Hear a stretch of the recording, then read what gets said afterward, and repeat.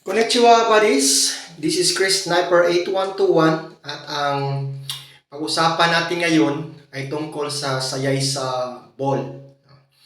So isa itong metal na bilog na ang iba ay threaded, no? Yung pwede ma-open, ang iba naman buo. So marami nagtatanong kung ano talaga ang laman nito. Okay, ngayon pag-usapan natin, yan, tatak niya, sayay sa. Okay, so sayay sa ball. Para siyang bula na metal. So ito buddies, marami na nakakuha nito, no?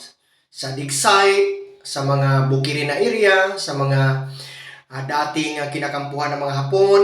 Okay, iba-iba ang tatak, USA, USSR. Okay, so ngayon, totoo ba ng laman ito ng diamante or mga precious gemstones or uncut gemstones? Okay, so yan ang katanungan ng marami. So ngayon, tingnan natin itong nakuha. Actual talaga ito ha, totoo ito buddies, pero hindi pa ito na-open. So marami na nag-testify na may nakuha silang mga items sa loob ng sayaysa. Yan, may mga previous post tayo dito sa page natin. Ngayon buddies, kung makakuha ka naman ito, ipapakita mo pa kaya no, sa publiko ang laman, di ba? Wag na.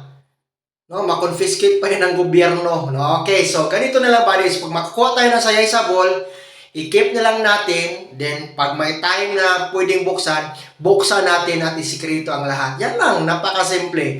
Para ikaw mismo, malalaman mo kung ano ang laman ng sayay sa ball, di ba? Sikreto para bibo, ika nga. Okay, bansay buddies!